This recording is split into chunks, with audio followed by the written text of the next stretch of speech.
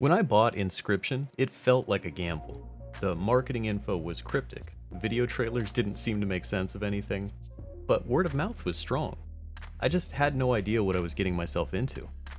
Combining a rapidly evolving card game with the mystery of multiple escape room type puzzles along the way, it comes to mind initially to say I've never played anything like it, but it's somehow both a familiar and a foreign experience at the same time.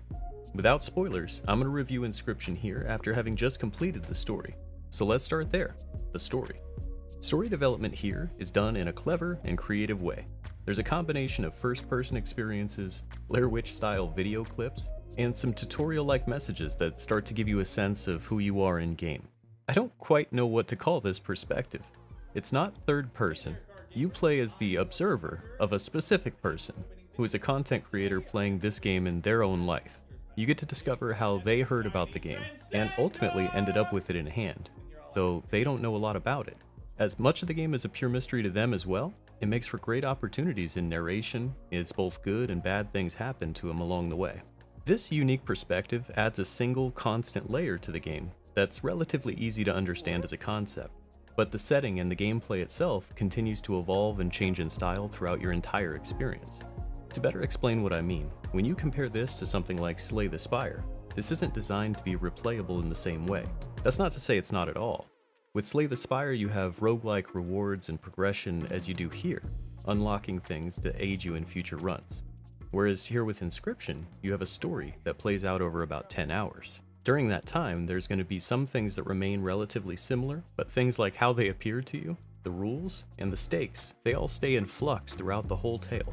The way this game is pieced together, it almost feels as if major portions of it were designed by completely different teams without sharing a lot of notes. Imagine sending off a few different groups with the same basic assignment and adapting what each of the teams brought back rather than calibrating it.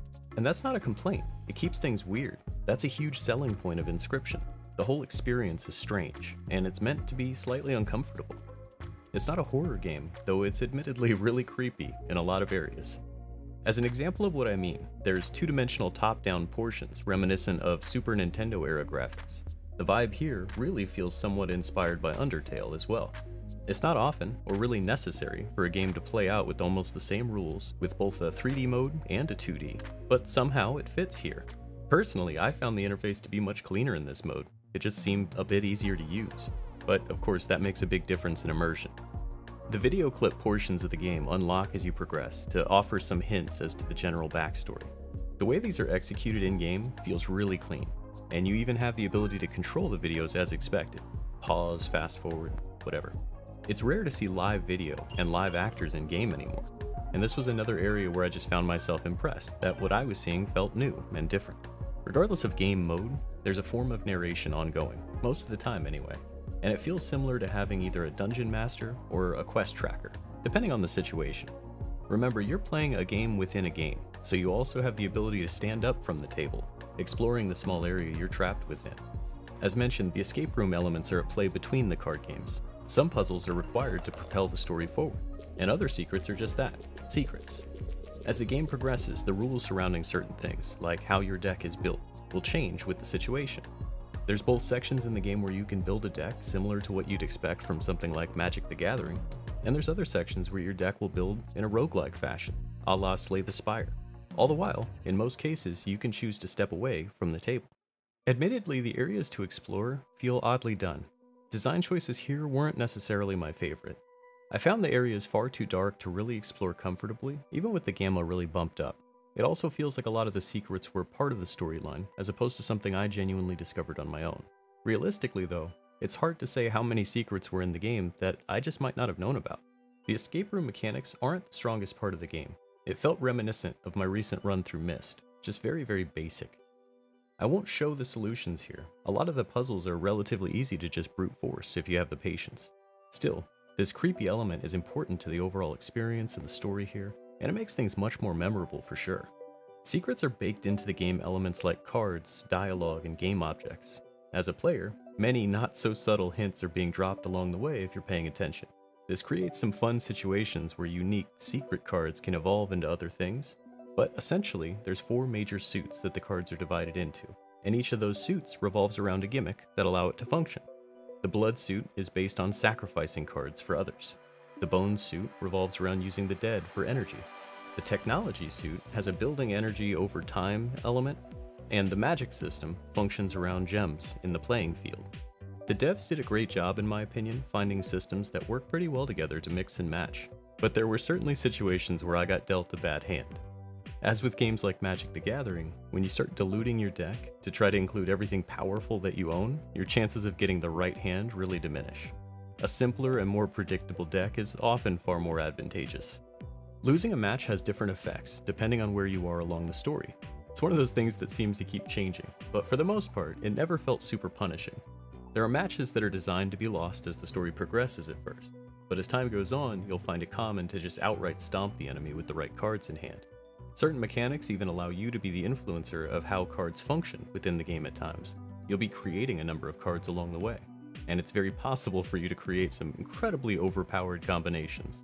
As with all card games, skills have relative effectiveness, and some are just really powerful here, especially when all used together.